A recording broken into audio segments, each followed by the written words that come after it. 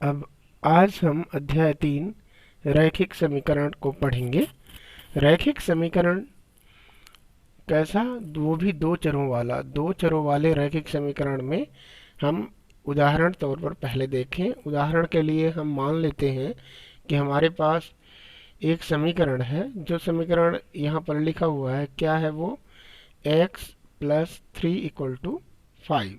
यह एक समीकरण हमारे पास है और इसकी घात क्या है? 1 है। इसमें जो चर है उसकी घात कितनी है? 1 है।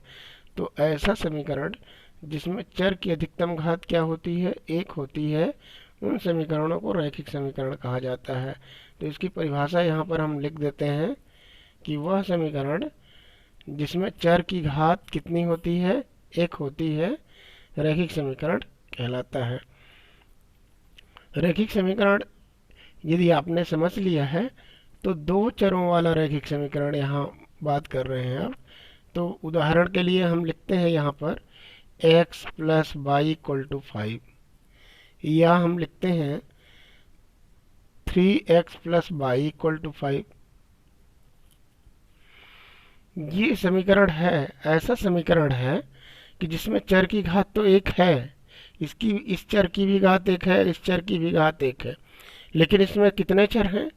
दो चर हैं। एक चर x है और दूसरा चर y है, जिसमें दो चर उपलब्ध हैं। ठीक उसी प्रकार इसमें भी कितने चर उपलब्ध हैं? दो चर उपलब्ध हैं, x और y। यदि दो चर उपलब्ध हैं उसमें और दोनों चरों की घात कितनी है? 1 है, तो वो समीकरण कैसा समीकरण कहलाएगा? दो चरों वाला रैखिक समीकरण। यानी ऐसा समीकरण जिसमें चरों की घात कितनी हो? 1 हो तथा दो चर उपलब्ध हो उस समीकरण में, तो वह समीकरण दो चरों वाला रैखिक समीकरण कहलाता है। तो यहाँ पर परिभाषित करते हैं, दो चरों वाला रैखिक समीकरण।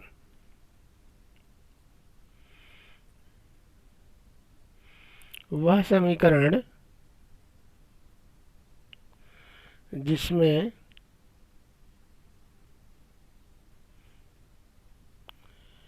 चरों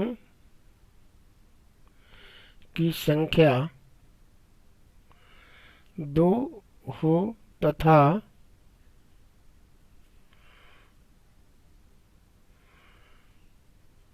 उन चरों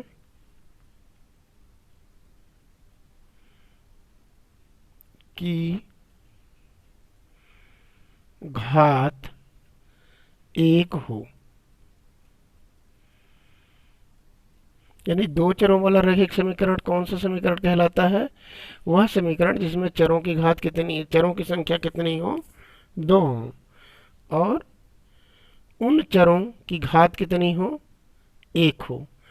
जैसे यहाँ पर जैसे डाल देते हैं और लिखते हैं 3x plus 4y equal to 7। ये दो चरों वाला रैखिक समीकरण है। और एक चरों वाला रैखिक समीकरण क्या हो सकता है? x plus 5 equal to 3, x plus 9 equal to 5 आदि।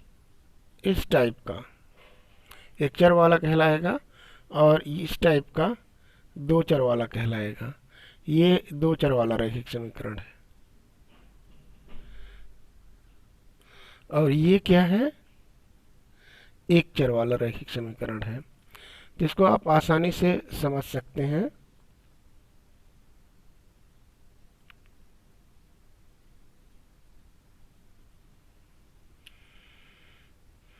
इस तरह एक चर वाले रैखिक समीकरण और दो चर वाले रैखिक समीकरण को आप परिभाषित कर सकते हैं।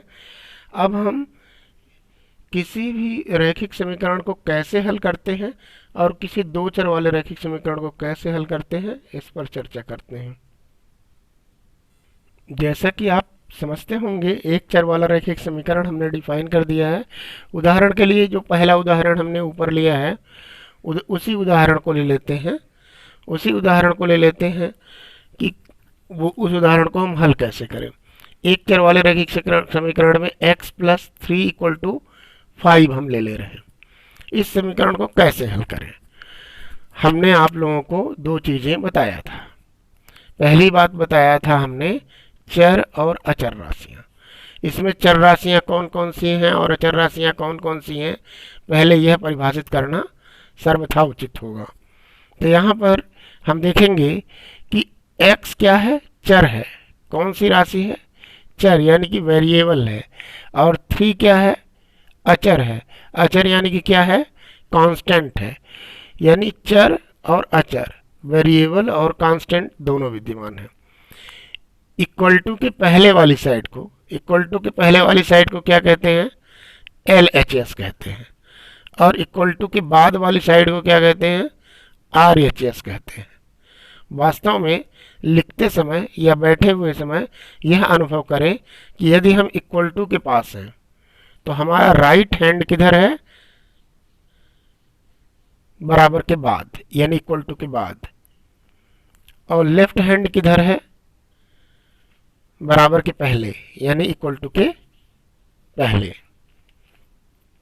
तो इक्वल टू के पहले बायां हाथ यानी कि x प्लस 3 यानी कि LHS लेफ्ट हैंड साइड है, और दाएं हाथ की ओर क्या है? 5 यानी कि वो RHS है।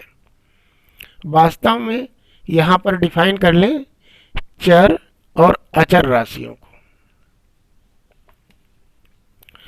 वास्तव में यदि हम समझें तो LHS जो है वो चर का घर है और RHS क्या है? अचर का घर है। LHS क्या है? चर का घर है। RHS क्या है? अचर का घर है।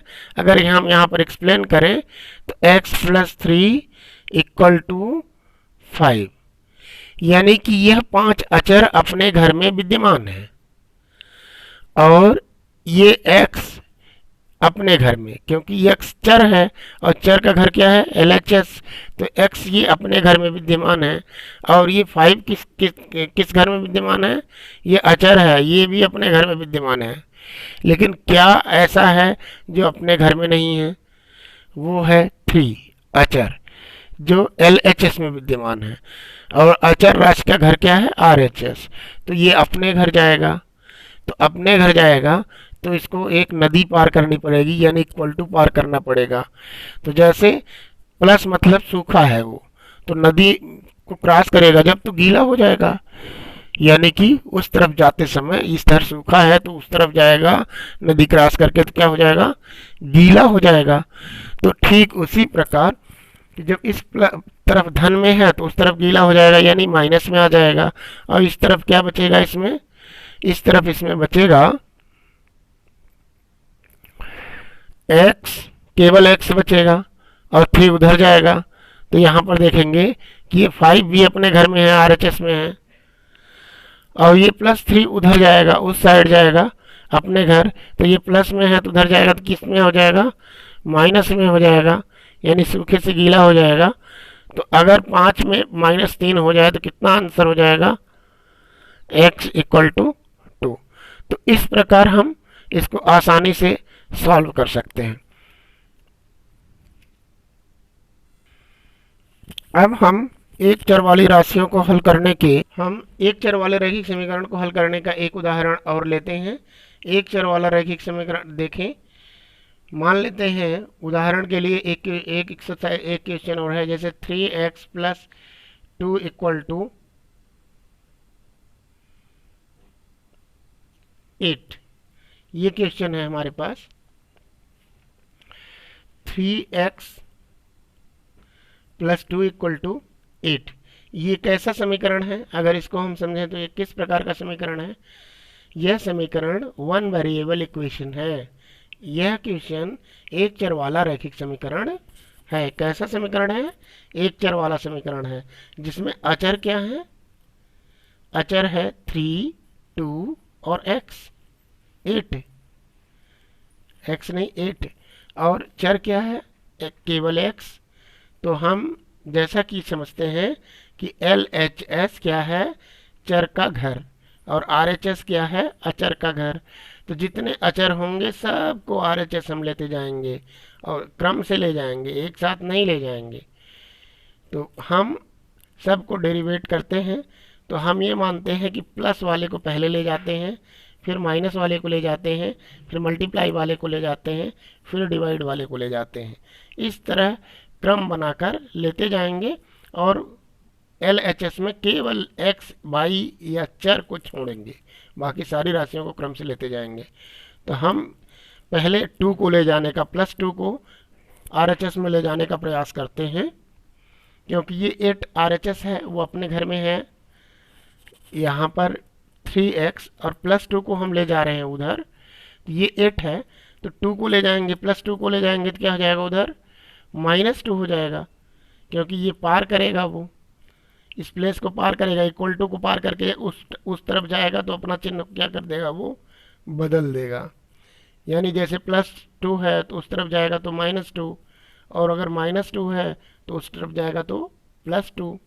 यदि यहाँ मल्टीप्लाई में है तो डिवाइड। तो यहाँ LHS से RHS में ले जाते समय, पक्षांतरण इसको कहते हैं, LHS से RHS में किसी भी राशि का अगर को कन्वर्ट करें तो उसको हम लोग पक्षांतरण हिंदी भाषा में कहते हैं, और अंग्रेजी में इसको ट्रांसपोज कहते हैं। ट्रांसपोज ऐसा अंग्रेजी में बोलते हैं। तो LHS में अगर प्लस में है कोई भी राशि तो वो RHS में कैसी होगी? माइनस में।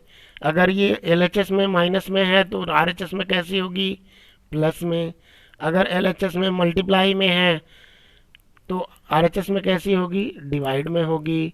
अगर LHS में डिवाइड में है तो वो राशि RHS में कैसी होगी? मल्टीप्लाई में होगी। यह समझना ज़्यादा ज़रूरी है कि जब कोई भी राशि LHS से RHS की ओर जाती है तो अपना सिंबल कैसे बदलती है? अपोजिट सिंबल को धारण कर लेती है, अपोजिट चिन्ह उसके आ जाते हैं। तो यहाँ पर +2 कैसा है? इक्वल टू के पहले वाला क्या है? LHS है, और इक्वल टू के बाद वाला क्या है? RHS है।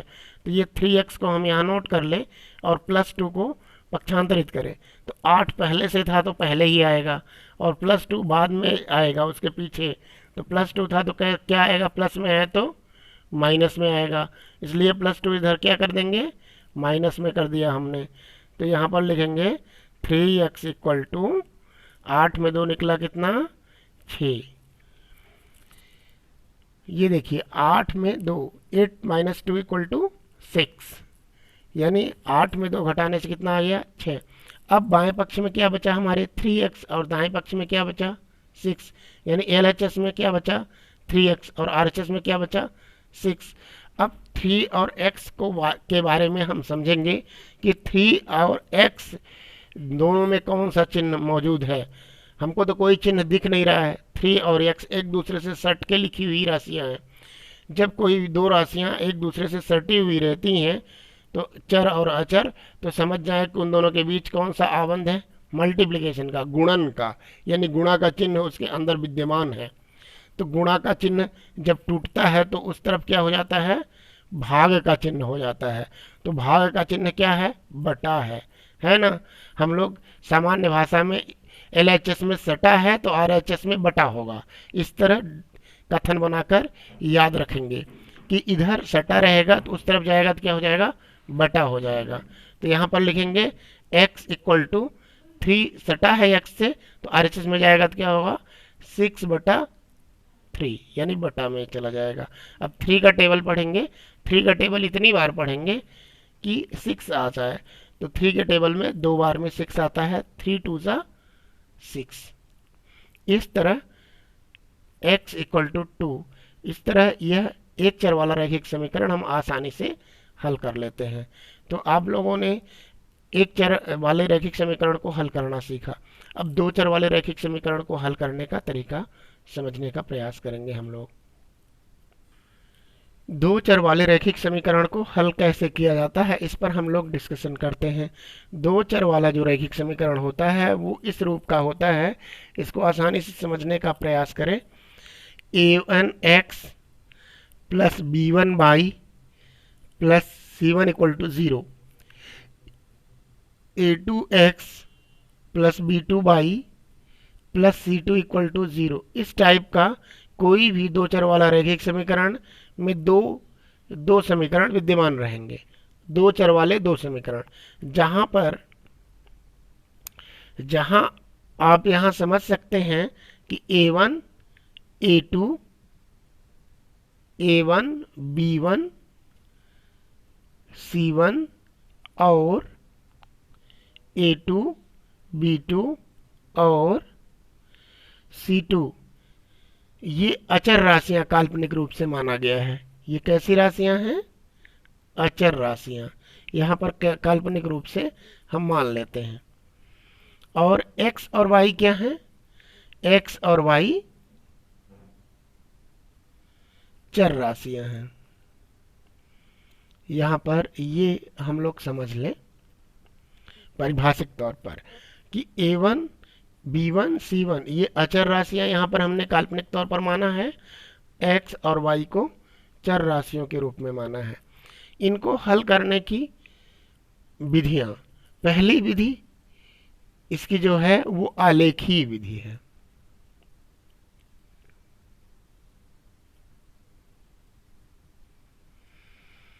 यानी ग्राफिकल मैथमेटिक्स या ज्योमेट्रिकल मैथमेटिक्स।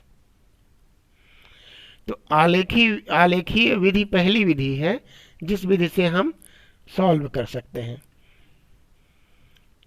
तो दूसरी विधि है इसकी प्रतिस्थापन विधि।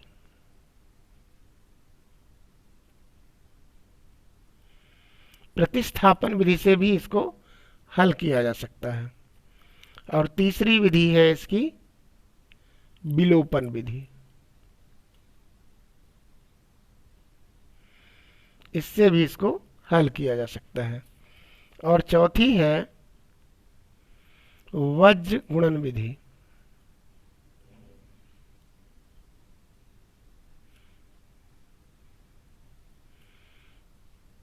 इन चार विधियों से दो चर वाले रैखिक समीकरण हल किए जाते हैं।